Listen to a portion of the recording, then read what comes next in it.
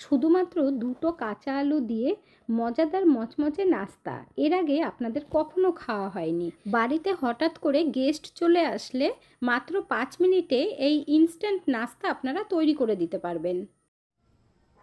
নমস্কার বন্ধুরা, মিঠুস ওভেনে আপনাদের সবাইকে স্বাগত জানাই। আজ আমি আরও একটি নতুন ভিডিও নিয়ে চলে এসেছি আপনাদের সামনে। আজকের রেসিপি তৈরি করার জন্য লাগবে আমাদের বড় সাইজের আলু। এখানে আমি একটা তো অনেকটাই বড় আলু নিয়েছি, আর একটা একটু ছোট হয়ে গেছে, তবে মিডিয়াম সাইজ আছে। বড় সাইজের আলু কেন নিতে বলছি সেটা আপনারা দেখলেই বুঝতে পারবেন, আর পরে বলে দেব। এরপর আলুর খোসা ছাড়িয়ে নিতে হবে। ঘরে থাকা মাত্র দুটো উপকরণ দিয়ে যে এত সুন্দর ইনস্ট্যান্ট নাস্তা তৈরি করা যায় বন্ধুরা, আপনারা ভিডিওটা পুরো না দেখলে কিন্তু বুঝতেই পারবেন না।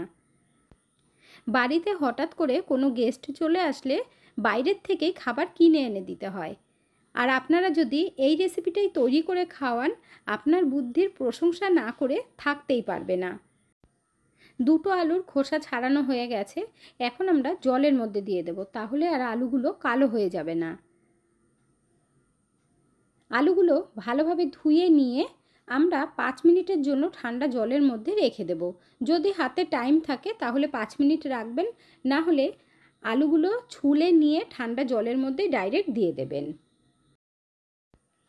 আলুগুলো এখন কেটে নিতে হবে, তার জন্য একটা বোল নিয়ে নিয়েছি, আর এবার লাগবে আমাদের গ্রেটার। তবে গ্রেটারটা কিন্তু একটু বড় সাইজের নিতে হবে। এখানে যে বড় ছিদ্রটা রয়েছে এটা দিয়ে কাটতে হবে, আর এই ছোট ছিদ্র দিয়ে কাটবেন না, তাহলে আবার ভালো হবে না। এরপর আলুগুলো তুলে নিয়ে একটা একটা করে কেটে নেব, আর আলুটা কিভাবে কাটবেন সেটাও আপনাদেরকে বলে দিচ্ছি।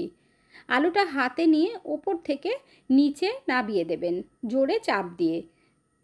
ওপর নিচ করে কাটবেন না, তাহলে কিন্তু আলুটা সুন্দরভাবে কাটা হবে না। আলু কাটাটাই হলো সবথেকে মেন ব্যাপার। আলুটা যত ভালো করে কাটবেন রেসিপিটা কিন্তু ততই সুন্দর হবে। বন্ধুরা, আজকের রেসিপিটা যদি আপনাদের ভালো লেগে থাকে তাহলে আমার চ্যানেলটিকে অবশ্যই সাবস্ক্রাইব করবেন, পাশে থাকা বেল আইকনটি দাবিয়ে দেবেন, সবার সাথে শেয়ার করবেন, একটা লাইক করতে ভুলবেন না কিন্তু। এখানে দেখুন দুটো আলুই কাটা হয়ে গেছে, আর আলুগুলো কতটা লাচ্ছাদার হয়েছে সেটাও আপনাদেরকে দেখিয়ে দিচ্ছি। বড় আলু নিতে কেন বলেছি এখানে আপনাদেরকে সেটা বলে দিচ্ছি। আলুটা যদি বড় হয় তাহলে আলুর পিসগুলো খুব সুন্দর লম্বা লম্বা হবে, আর যদি ছোট সাইজের আলু হয় তাহলে পিসটা কিন্তু এরকম লম্বা হবে না বা লাচ্ছাদারও হবে না, সেটা অবশ্যই খেয়াল রাখবেন। আর এই আলুগুলো কিন্তু আলাদা করে আর ধোয়ার দরকার নেই। এর মধ্যে এখন দিয়ে দেবো সামান্য পরিমাণে লবণ, আর দিতে হবে গোলমরিচের গুঁড়ো, আর কিচ্ছু লাগবে না। বাইন্ডিংয়ের জন্য দিয়ে দেবো ময়দা, চাইলে আপনারা কর্নফ্লাওয়ার দিতে পারেন বা আটা দিতে পারেন।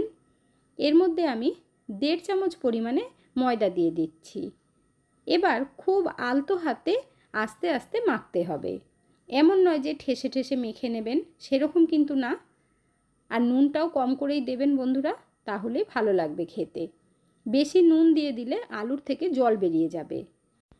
তারপর আবার যদি আলু ধুতে চান সেই ক্ষেত্রেও আলুর মধ্যে জল থাকবে, তাই রেসিপিটা একেবারেই ক্রিস্পি হবে না, খেতেও ভালো লাগবে না। এখানে দেখুন বন্ধুরা, আমি কিন্তু একদম আলতো হাতে মেখে নিচ্ছি, শুধুমাত্র জাস্ট একটু বাইন্ডিংয়ের জন্য ময়দা দিয়েছি। খুব বেশি ময়দা দিলেও কিন্তু ভালো লাগবে না, সেটা আপনারা অবশ্যই খেয়াল রাখবেন। এর মধ্যে না তো পেঁয়াজ লাগবে, না লঙ্কা লাগবে, কিচ্ছু না। সামান্য উপকরণ দিয়েই আপনারা ভীষণ মজাদার রেসিপি তৈরি করে নিতে পারবেন। ভালোভাবে মেখে নেবার পর এখন যেই কাজটা করতে হবে, দেখুন হাতের মধ্যে কিছুটা আলু নিয়ে একটু লম্বা করে নিচ্ছি, আপনারা দেখতেই পাচ্ছেন। তারপর আস্তে আস্তে করে ঘুরিয়ে একটু গোল করে দিতে হবে। এই লাচ্ছাটাই কিন্তু আমাদের দরকার। ঠিক এইভাবে গোল গোল শেপ দিয়ে তৈরি করে নিতে হবে। আর ময়দাটা কিন্তু একদম পারফেক্ট হয়েছে।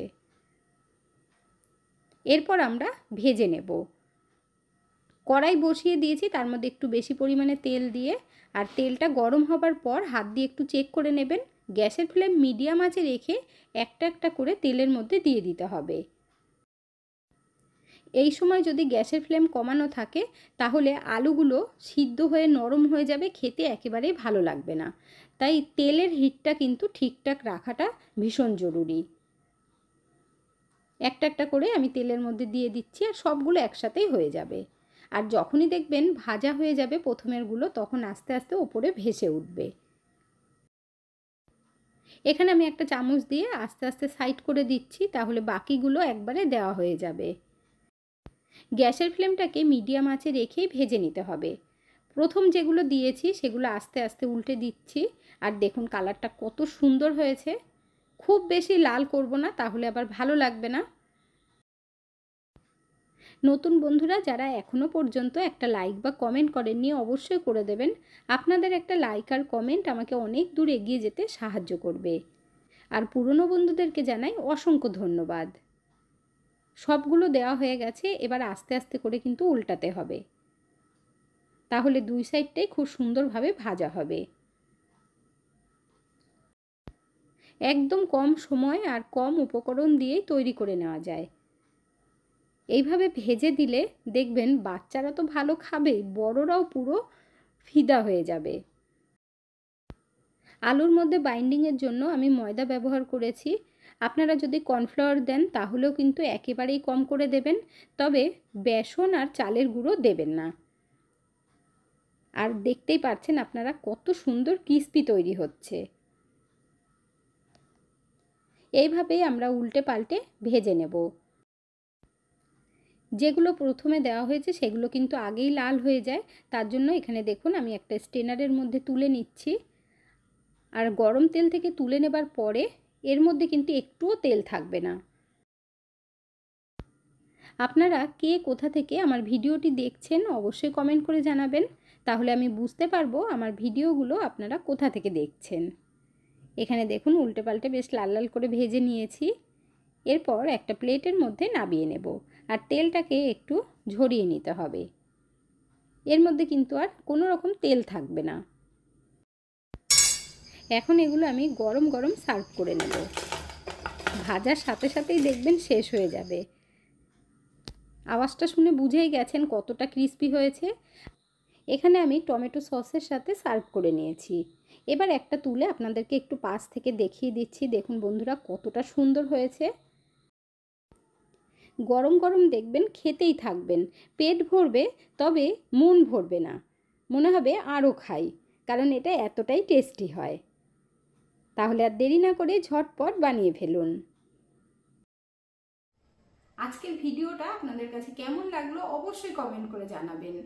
এতক্ষণ ধৈর্য ধরে ভিডিওটি দেখার জন্য অসংখ্য ধন্যবাদ।